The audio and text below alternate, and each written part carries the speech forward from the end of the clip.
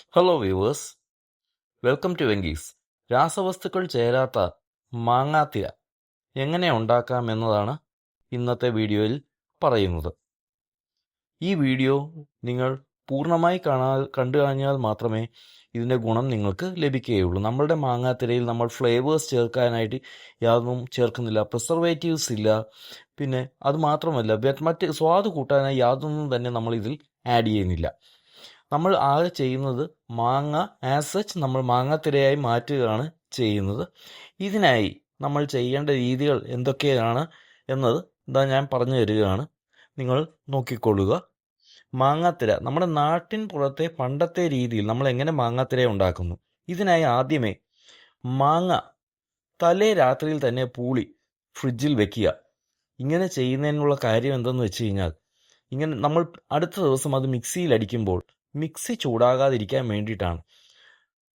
മാത്രമല്ല, നമ്മൾ തലേന്ന് തന്നെ ഈ മാങ്ങാത്തിര ഉണ്ടാക്കുന്നതിന് പകുതി സ്റ്റെപ്പോളം നമ്മൾ തീർക്കുകയാണ് മാങ്ങാ പുളി വെച്ച് കഴിയുമ്പോൾ.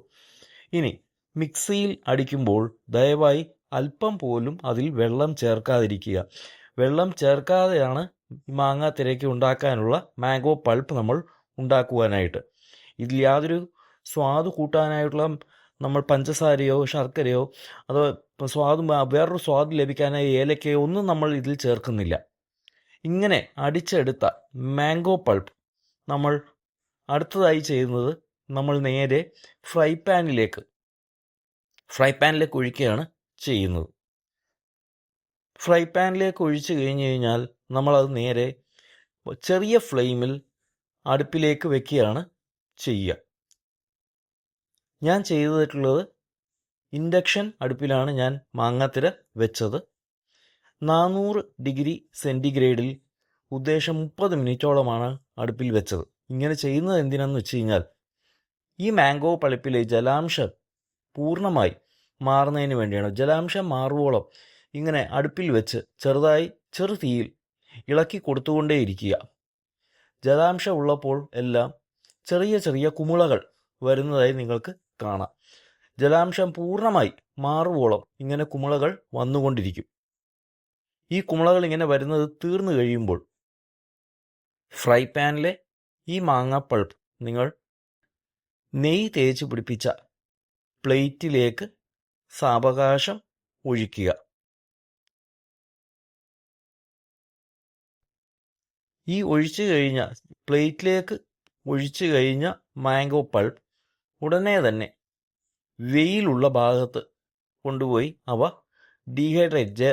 വെയിലിൻ്റെ ശക്തിയിൽ, ചൂടിൽ ജലാംശം വറ്റാനായി വീണ്ടും വെക്കുക.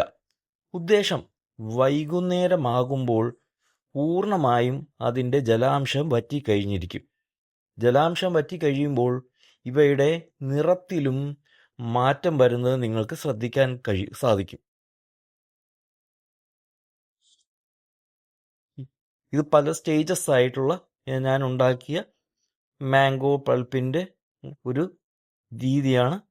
ഇത് സ്റ്റേജ് ബൈ സ്റ്റേജ് ആയിട്ടാണ് നമ്മൾ ചെയ്തിരിക്കുന്നത്. മാങ്ങാത്തിര നമുക്ക് വൈകുന്നേരം എത്തുമ്പോൾ അത് ഏത് സ്റ്റേജിലായിരിക്കുമെന്നുള്ളത് ഇത് കണ്ടുകൊള്ളുക. ഇതിപ്പോൾ നമ്മൾ വെയിലത്ത് വെച്ചിരിക്കുകയാണ്. പ്ലേറ്റിൽ, നെയ്യ് തേച്ച പ്ലേറ്റിൽ മാംഗോ പൾപ്പ് ഒഴിച്ച് വെയിലത്ത് വെച്ചിരിക്കുകയാണ്. ഉണങ്ങുവാനായി, ഡീഹൈഡ്രേറ്റഡ് ആയി കിട്ടാനായിട്ട് നമ്മൾ വെയിലത്ത് വെച്ചിരിക്കുകയാണ്. വൈകുന്നേരം ആകുമ്പോഴേക്കും അതിൻ്റെ നിറം മാറുന്നത് നിങ്ങൾക്ക് ശ്രദ്ധിക്കാൻ കഴിയും. അത് നിങ്ങൾക്ക് നോക്കുക. ദയവായി വീഡിയോ നിങ്ങൾ സ്പീഡപ്പ് ചെയ്യാതിരിക്കുക. സാവകാശം എല്ലാം നോക്കി കണ്ട് മനസ്സിലാക്കുക.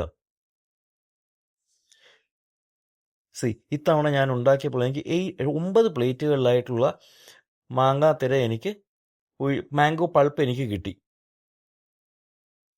ഒന്നിനും തന്നെ ഞാൻ നിറം ചേർത്തിട്ടില്ല, ഫ്ലേവറും ചേർത്തിട്ടില്ല, സ്വാദ് കൂട്ടാനായി യാതൊന്നും തന്നെ നമ്മൾ ചേർത്തിട്ടില്ല.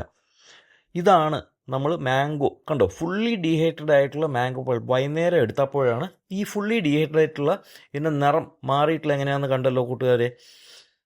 ഇനി നമ്മൾ ചെയ്യുന്നത് എന്താണെന്ന് വെച്ചാൽ, വളരെ ക്ഷമയോടുകൂടി പ്ലേറ്റിൽ നിന്ന് അത് അടർത്തി എടുക്കുക എന്നുള്ള, ഡിറ്റാച്ച് ചെയ്യുക എന്നുള്ള വളരെ ക്ഷമ വേണ്ടുന്ന ഒരു പണിയാണ്. വളരെ സാവകാശം അത് ചെയ്യുക. കണ്ടോ, ഉണങ്ങിക്കഴിഞ്ഞാൽ അത് വളരെ ഈസി ആയിട്ട് തന്നെ അത് ഡിറ്റാച്ച് ചെയ്ത് നമുക്ക് കിട്ടും. കണ്ടോ, നമ്മൾ എത്ര തിന്നായിട്ടുള്ളൊരു മാംഗോ പൾപ്പാണ്. വളരെ സക്സസ്ഫുൾ ആയിട്ട് നമുക്കത് ചെയ്തെടുക്കാൻ സാധിച്ചു. ഇനി നമുക്കത് കഷ്ണമാക്കി മാറ്റി നമുക്ക് ഫ്രിഡ്ജിൽ സ്റ്റോർ ചെയ്യാം. നിങ്ങൾക്കും ഇങ്ങനെ തന്നെ നിങ്ങൾ പരീക്ഷിച്ച് നിങ്ങൾക്ക് സക്സസ്ഫുൾ ആവട്ടെ എന്ന് ഞാൻ നിങ്ങളെ ആശംസിക്കുന്നു. Thank you friends.